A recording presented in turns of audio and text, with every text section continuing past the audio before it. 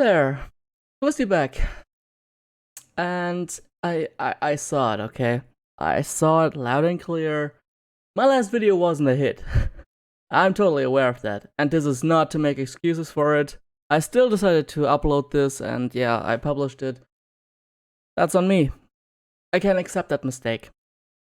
Now, what I want to do with this is kind of give like a little bit of, how should I say, a little bit of bonus context. I think I should not have said that both parties are wrong. I guess that just pissed off more people than was necessary in the first place. So yeah, we'll go a different approach this time. First of all, no more diplomacy. I will not try to be diplomatic anymore. I'm not gonna try to sit here and say that both parties have to understand one another. That's just not going to work. With that being said, now that I've given a little bit more context, allow me to also add context onto my points that I was trying to make in my video. Okay, so let's start with a good point, because a good point is always a good start. One of the best things about Scarlet and Violet is definitely the story and the characterization. I'm basically going to merge this into one thing, as a storytelling experience is told through the story as well as the characters within the story, so I'm gonna merge this. If you want to make 2 points out of this, by all means, go ahead. I'm not gonna judge. So basically, the story has a lot of very good points. We're not counting Victory Road, by the way. Victory Road doesn't count. The gym challenge itself rarely is ever worth calling a story.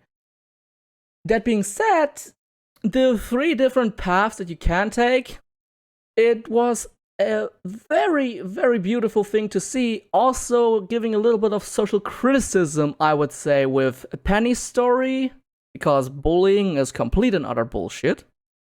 And also, I think it's a little bit of criticism towards how having to work too much will ruin your relationship with your child. Arwen's story is absolutely amazing. It's stunningly well executed. And aside from a few hurdles across the entire game, especially in the finale that I kind of want to save for my review, which is another reason, by the way, why I was super vague in my last video. I want to keep that close to this level. So yeah, story, characters, really good. The second positive point that I want to mention, music. Pokemon in the past few years has delivered spectacularly on music. I can't really remember a generation where there was like really bad music in it. Like, generally speaking, most battle themes are bangers. Things like the Wild Area theme from Sword and Shield was thematically for the region very good. It's just that I personally didn't like it. And especially in Scarlet and Violet, minus things like the Elite Four and Champion music bugs, they're absolutely stunning after you get to listen to the full thing. Which I did on YouTube, of course, because I was not willing to wait for them to fix it.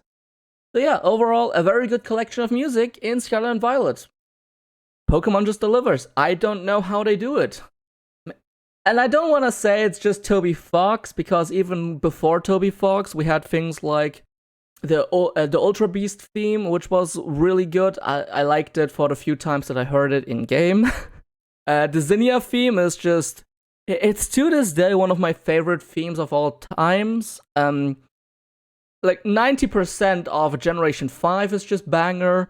Generation 4 also has delivered some of the best and also post-traumatic stress disorder inducing soundtracks of all time. Go away, Cynthia. Yeah. Only when we get to the Game Boy stage is where music was a little bit more limited, which is only natural. I mean, tech evolves over time, right? Another really cool thing that I want to mention about this game is that the paradox forms are actually really cool and, for the most part, super well designed.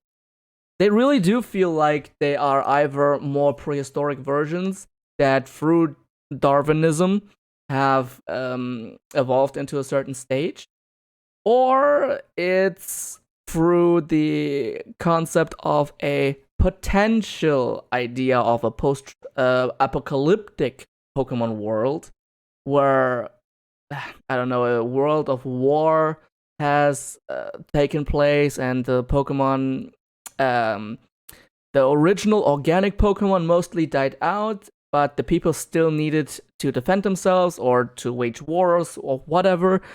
It's mostly unclear. However, I think it's a good idea to just consider this as a potential option, that it's just to keep war going, to keep defending yourself, something of that variety. Or maybe people just got so attached to Pokemon that they needed something, whether it be organic or mechanical. Whatever the case, the paradox designs are actually really cool. But let's also not forget the big, bad, and really ugly elephant in the room. Let's talk about the performance. The game is just not optimized. It was rumored that it's a memory leak, but even after starting a game fresh, the performance is absolutely terrible in most instances. And that's absolutely not, it's absolutely not acceptable, especially when a game like Xenoblade Chronicles 3 came out the same year and was able to run way more complex environments with more stuff in it at a better frame rate. You need to optimize your engine for the console you're developing. Otherwise, we get Scarlet and Violet. TPC, think about that. Give your developers some time. Jesus Christ. Maybe it also has to do with the fact that the game is supposed to be in a state of always online. Considering that things in the online don't really dip in a lot of quality for the most part. I've been in a lobby with 3 other people, so we had the maximum amount of players available, and the quality performance didn't seem to dip all that much, which I was honestly really shocked by, considering that I thought that the game would literally run at 5 frames per second at that point. But no, I don't know. I don't know how that worked, unless the game is really in a state of always on, in which case, yeah, that's still not good. And let's also talk about how terror rates are absolutely and utterly inconsistent in performance. The online capabilities of Nintendo games is just absurdly bad. And for Pokemon, you don't need a good connection. You need a goddamn running world. Especially in an open world Pokemon, where you're supposed to enjoy running around an open world. And if that's janky, clunky, if it's slow, and if it doesn't look good, then the open world concept is wasted. Speaking of the open world, it's bland, it's boring, there are random items everywhere, but that is not a good way to fill the world with anything. Pokemon Legends had a kind of similar problem with the fact that they threw in a few trees and a few rocks in there, which they kind of, well, not really forced, but they kind of pushed you to go for these resources because of Pokeball creation. In Pokemon Scarlet and Violet, there's no necessity to go for any items.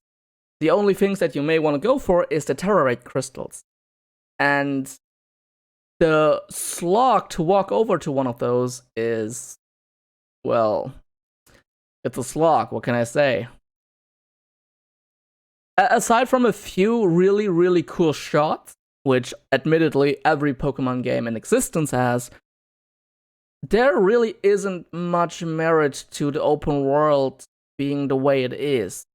And considering that there is this one northeast section that's inaccessible for obvious reasons. It's gonna be DLC. At least that's the most likely conclusion to this. Unless they give us something interesting to explore for, I really can't say that this is a well-utilized open world. So yeah, that's a little bit more context added to the points I previously tried to make. With all that being said, I will actually announce that I'm going to delete the video in 2 weeks' time. More precisely, on the 1st of January. If you, for whatever reason, want to do anything with that video, you want to record it, you want to download it, you want to react to it, you want to commentate on it, do it now. It will be gone on January 1st. I'm giving you time. Whether you think that I'm doing this as an excuse to get rid of something that's just terrible, well, yes. Quite frankly, yes. I laughed it off, but it's honestly... Now, I'm not gonna try and play the mental health card here, even though it really never is a card per se, because I've been living with depression for 18 years of my life. So anyone who wants to say that I'm just playing a health card here, fuck off. Ever since I published that video, I've had a niggling thought in the back of my mind. And considering that there was bad reception for it, I think the niggling thought in the back of my mind was a little too silent. And so yeah, the reason I say that it not only niggled the back of my mind, but it also really affected my not just baseline motivation, but also a little bit of my actual health, is because that I really wanted to be a mediator, which is like also my personality type, but I understand that I fumbled a lot of points, and for that I can only say one thing. I'm sorry, it was a bad idea. That, however, doesn't mean that the two people that I have disagreed with and subsequently removed from my channel do get any apology whatsoever. No, you don't. You tried to make me feel worse by straight up strawmanning against me and false equivalence. So, yeah, I guess we're even, but no. I mean, you could say that we're even, but, well, let's not dwell on that. I should have taken that video down literally 2 days after publishing it, or even earlier. And anyone who felt offended by it, I'm sorry. I really am. That being said, I am not someone who weasels his way out of a difficult video, and I do give people the option to, I don't know, YouTube has an official download function, so if you want to do that, go for it. It still doesn't give you the right to re-upload it. That's still not a thing. The old video was bad. I can accept that. I'm gonna take it down on January 1st. Sometime that day. And if you want to do anything with it, except simply re-upload without anything added, go for it. Make fun of me all you want.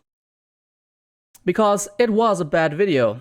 And I honestly should not have published it, but I thought that the diplomatic approach, well, the kind of diplomatic approach from that video was a good idea, and well, it wasn't. So, yeah, until then, this has been Twisty, and sorry for the last video, I guess. And I'm out. Peace. And again, a thing like, but they will patch it, it really doesn't mean anything, and I will give you an example. If you were to buy a bike, would you say the bike has a lot of potential if you are missing one wheel, but you've paid a full price? A finished product should be finished, and not, oh, we're gonna deliver half the content over a patch, Or the game is so incredibly unoptimized that it barely runs and it crashes in front of you, but we'll fix it over the next 2 years. No. Just no.